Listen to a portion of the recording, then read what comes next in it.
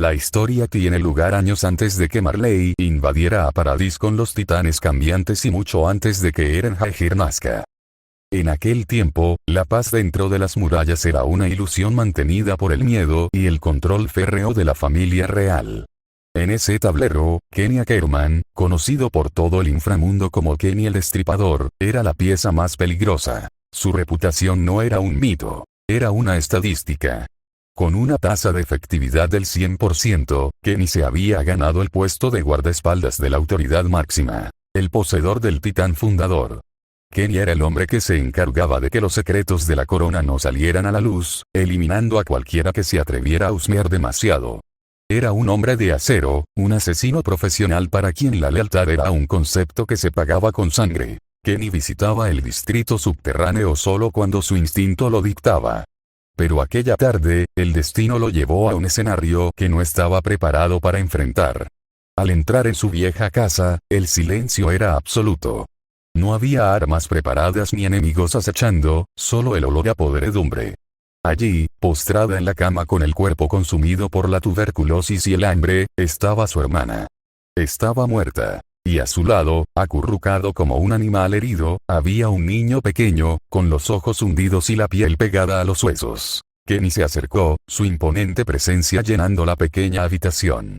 ¿Quién eres tú, mocoso?, preguntó con una voz que era como el filo de un cuchillo. ¿Y qué haces aquí, en la casa de mi hermana? El niño, temblando, levantó la mirada. Sus ojos, aunque cansados, mantenían un brillo de supervivencia que a Kenny le resultó vagamente familiar. Soy Levi, soy su hijo, respondió el niño con una voz quebrada. Ella ya no despierta. Kenny se quedó helado. Aquella era la sangre de su sangre. ¿Cuánto tiempo llevas así?, gruñó Kenny, aunque no estaba claro si era por preocupación o por desprecio. No sé, susurró Levi. No he comido. Mamá no podía comer más de 2 veces a la semana, decía que era mejor que yo lo hiciera, pero hace días que ella ya no puede ni moverse. Kenny, por primera vez en años, sintió un vacío en el estómago. No era compasión, era una curiosidad cruel. Tomó al niño por el cuello de su camisa andrajosa y lo sacó de allí. Lo llevó al bar de matones donde solía pasar sus noches de descanso. Era un lugar sucio, lleno de hombres que habían matado más gente de la que podían recordar. Come, le ordenó Kenny, dejando un plato de estofado frente al niño. Levi comenzó a comer con una desesperación inhumana, sus manos temblando mientras tragaba sin masticar. Fue entonces cuando un compañero de Kenny, un criminal de alto rango, se acercó a la mesa con una sonrisa burlona. ¿Qué es esto, Kenny?, dijo el hombre, señalando al niño. No me digas que el gran destripador ha encontrado un heredero. ¿Por eso has estado tan ausente? ¿Le has estado dando de comer a este renacuajo mientras nosotros nos matamos en la calle? Las risas comenzaron a brotar de las mesas cercanas. Pronto, todo el bar estaba sumido en carcajadas. Los hombres se golpeaban las rodillas, señalando a Levi, que seguía comiendo, ajeno a la humillación. Kenny tiene un cachorro, gritó otro matón. Con razón has engordado, Kenny. Todo el botín se lo queda el niño. Kenny permaneció sentado, su mandíbula apretada. Sentía como su reputación, construida a base de terror y respeto absoluto, se desmoronaba por culpa de un niño que apenas podía sostener la cuchara. Su ambición, el poder que tanto le había costado alcanzar, se sentía amenazado por aquel lastre. ¿Cómo podía ser el guardaespaldas del fundador y el asesino más temido si todos se reían de él? Sin mediar palabra, se levantó.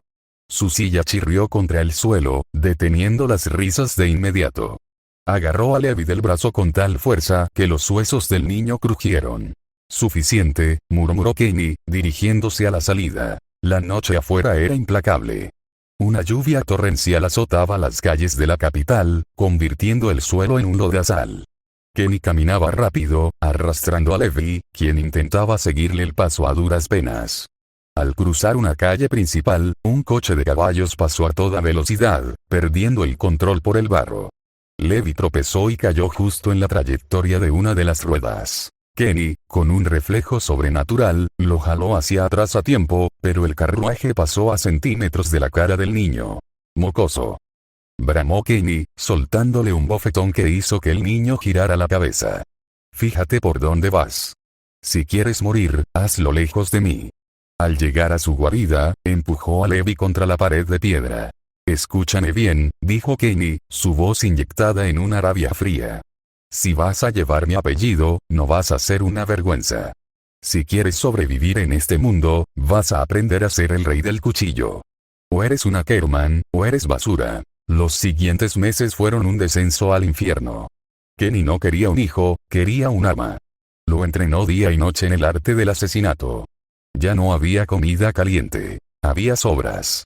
Ya no había descanso. Solo dolor. Kenny estaba impulsado por el deseo de callar las risas del bar, de demostrar que Levi no era un error, sino su creación más letal. El día fatídico llegó en un sótano frío. Levi estaba al borde de la muerte. Sus extremidades estaban hinchadas y su corazón latía de forma errática. Se desplomó en el suelo, incapaz de mantenerse en pie. «Levántate», rugió Kenny, su espada en la mano. «No te atrevas a desfallecer ahora. Eres un Ackerman». No puedo más», jadeó Levi, sus ojos vidriosos buscando algo de piedad. «Por favor, tío, ya no puedo». Kenny sintió un asco profundo. Había perdido 3 meses de su vida en un perdedor. El rencor lo dominó. La idea de que el miedo a la muerte lo obligaría a despertar se apoderó de su juicio. «¿Así que no quieres levantarte? ¿Quieres ser un asustadizo toda tu vida?», dijo Kenny con una voz que ya no era humana. «Entonces, que el acero te enseñe lo que las palabras no pudieron. Si no te levantas, mi cuchillo te obligará».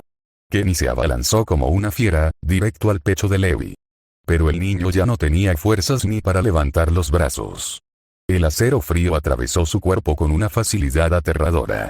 Levi exhaló un último aliento mientras el hierro se enterraba en sus órganos vitales, tiñendo su camisa de una mancha roja que crecía sin control. Kenny se detuvo de golpe, su espada aún hundida en el cuerpo de su sobrino. Levi cayó al suelo, sin vida. «¿Levi?», preguntó Kenny, con una voz que empezó a temblar. «Vamos, levántate. No juegues bromas de mal gusto, chiquillo, eso no es gracioso». El silencio fue su única respuesta. Kenny se arrodilló, intentando cerrar la herida con sus manos, pero la sangre se le escapaba entre los dedos. El frío de la muerte que siempre había causado, por primera vez, se sintió en su propio corazón. Una lágrima, la primera en décadas, rodó por su mejilla. Ese día, Kenny Ackerman murió junto a Levi.